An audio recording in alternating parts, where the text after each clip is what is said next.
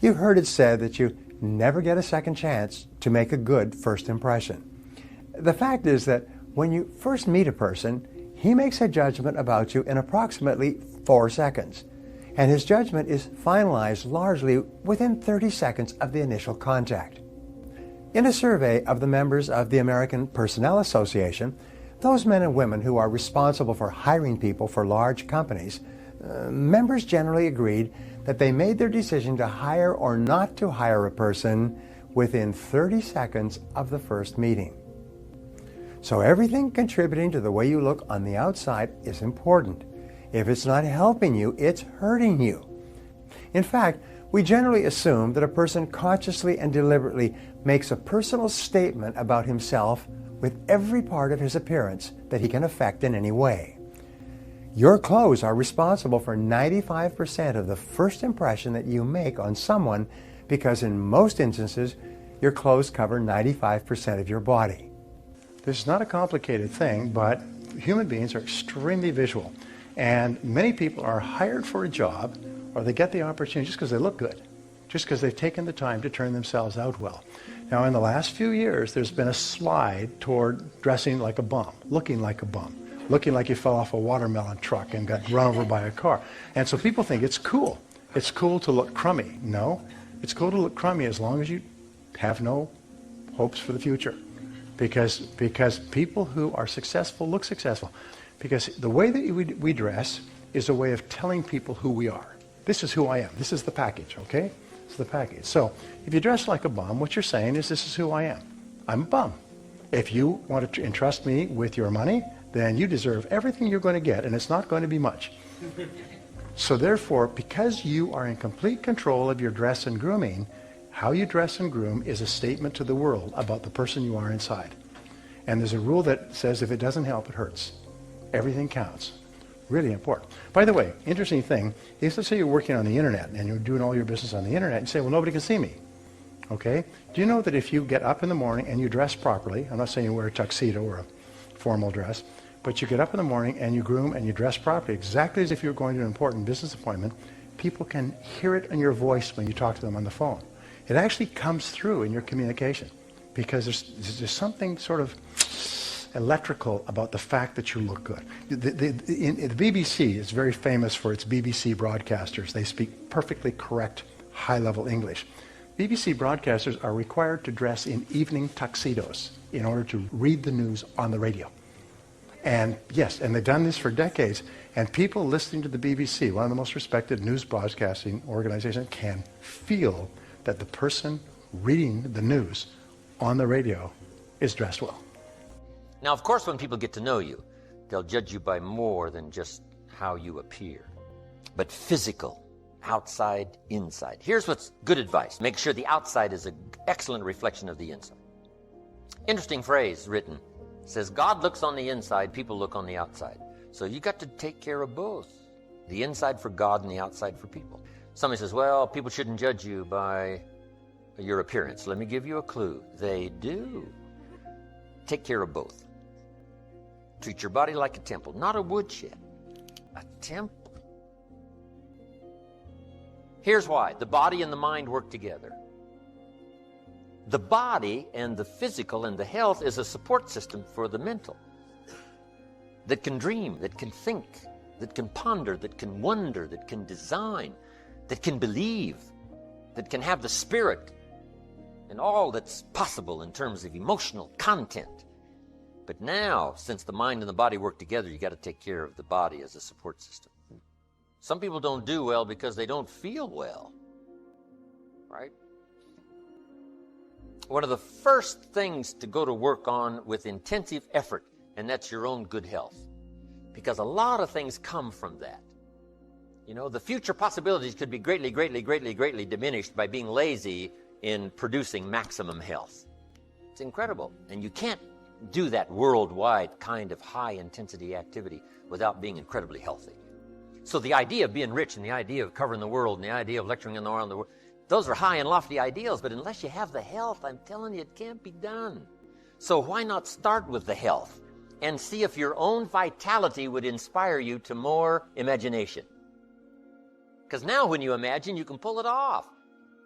if you'll take care of that as a support system, you can't believe what else is possible. You can't believe what the mind can think of. You can't believe your imagination and your faith and your ability to say, hey, I'll go to work and produce the muscle to do the deal. Why? I'm healthy. I'm vigorous. I'm vital. I'm not out of breath. But sometimes, when all these ideas and stuff comes and, you're a little bit too weak to even attempt, you say, oh, I'm not sure I can do that. The doubts sometimes are more physical than they are mental. You haven't got the vitality to believe it's possible. But if you've got the vitality and the strength and you've got the health to do it, I'm telling you, ideas seem to love to be invested in healthy people that have got the ability and the ambition to pull it off. They got the health to do it. They got the strength to do it. So have a talk with yourself and say, this is the last time I'm going to be out of breath. This is the last time I will lack the vitality to pull off my dreams.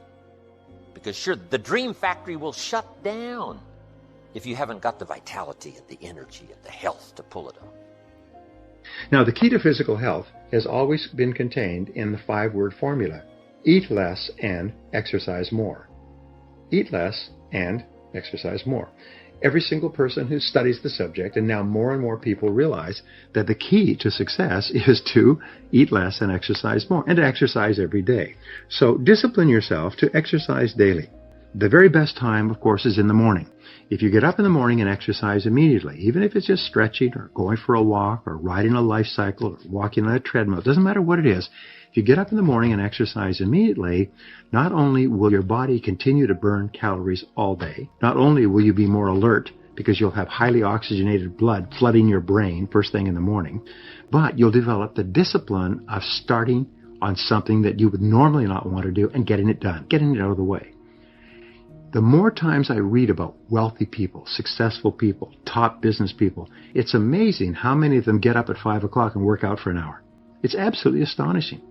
Over and over again, you see their daily routine is they get up at 5 or 5:30 and they work out for an hour before they start planning and organizing their day. If you can discipline yourself to do that, it'll have an enormous impact on your life.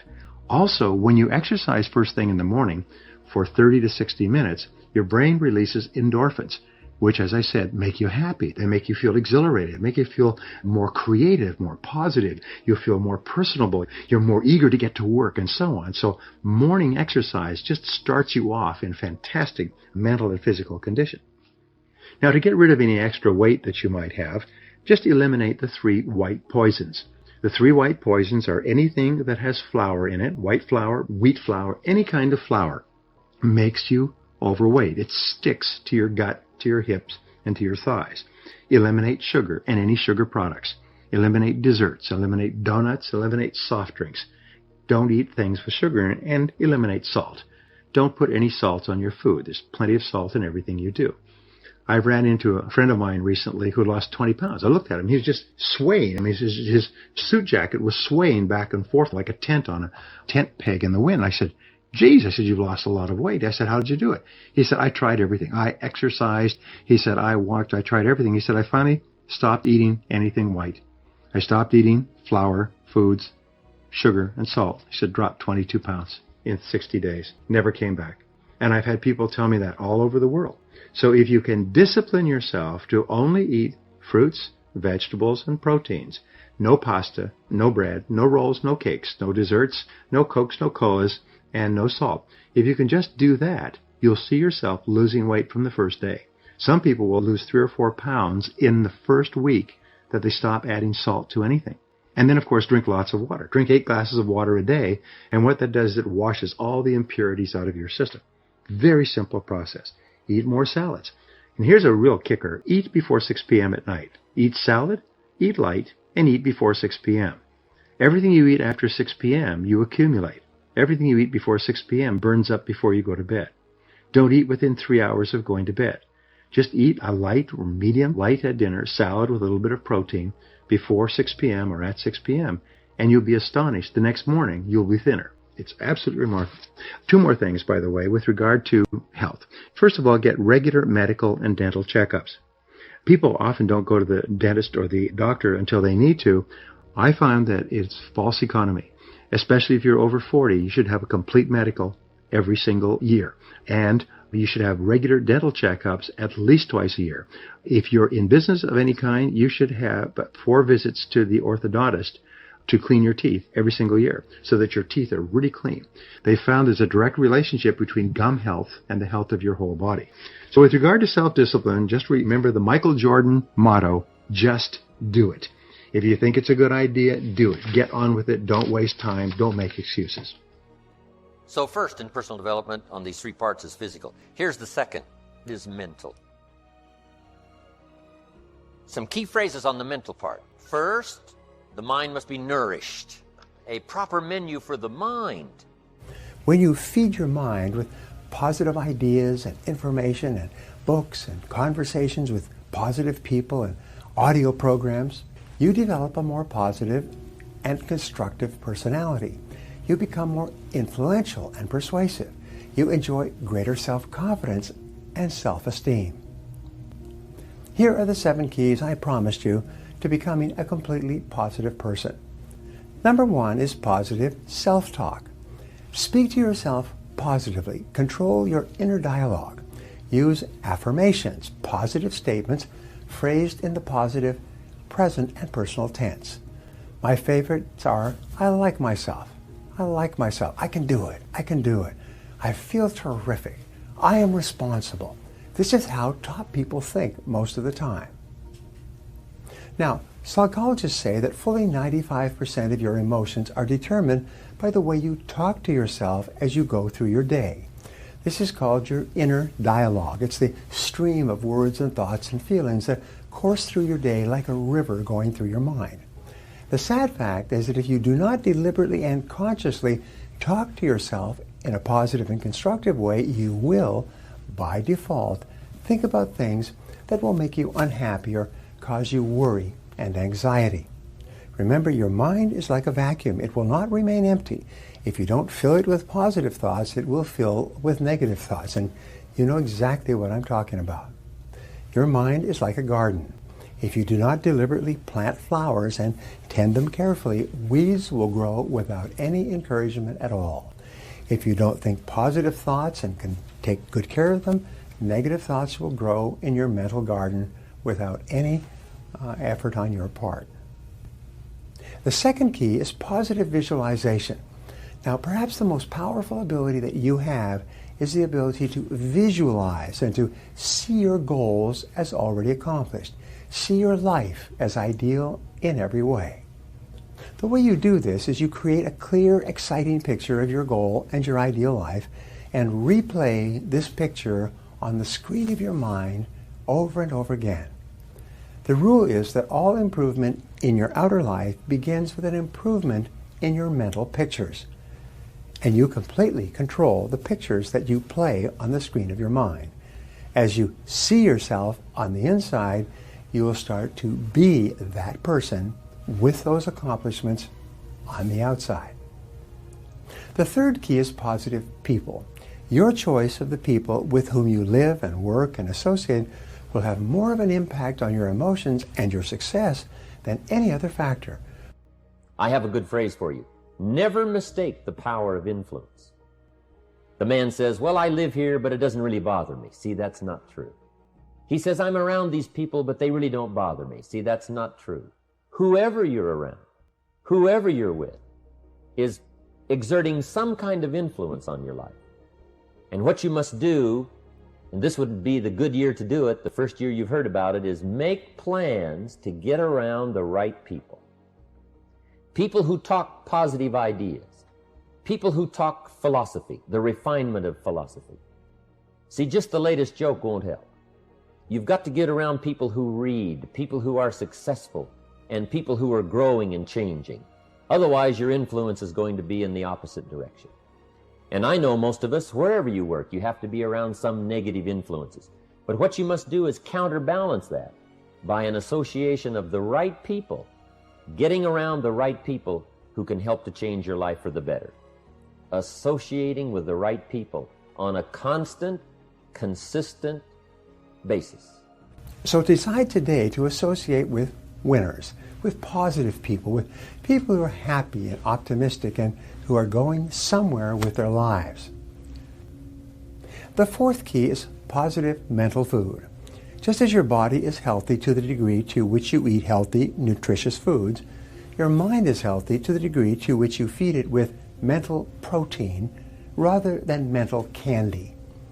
Read books, magazines, and articles that are educational, inspirational, or motivational. Feed your mind with information and ideas that are uplifting and that make you feel happy and more confident about yourself and your world. Listen to positive, constructive CDs and audio programs in your car and on your MP3 player or iPod. Feed your mind continually with positive messages that help you think and act better and make you more capable and competent in your field. Watch positive and educational DVDs, educational television programs, online courses, and other uplifting, enriching material that increases your knowledge and makes you feel good about yourself and your life. Did you know that every time you learn something new that you feel can help improve your life, your brain releases endorphins, which are called nature's happy drug, and you actually feel happier? Even before you take action on a new piece of idea, you feel happier that you have learned a new idea in the first place. Now, the fifth key is positive training and development. This is what I love. Almost everyone in our society starts off with limited resources, sometimes with no money at all. Virtually all fortunes begin with the sale of personal services of some kind. All the people who are at the top today were once at the bottom, and sometimes they fell to the bottom several times in their journey through life. The miracle of lifelong learning and personal improvement is what it takes to get you from rags to riches, from poverty to affluence, and from underachievement to success and financial independence. As Jim Rohn said, formal education will make you a living. Self-education will make you a fortune. Now, the seventh key is positive expectations. Having positive expectations is one of the most powerful techniques you can use to become a positive person and to ensure positive outcomes and better results in your life. Your expectations become your own self-fulfilling prophecies. Whatever you expect with confidence seems to come into your life. Since you can control your expectations, you should always expect the best. Expect to be successful. Expect to be popular when you meet new people. Expect to achieve great goals and create a wonderful life for yourself. When you constantly expect good things to happen, you will seldom be disappointed.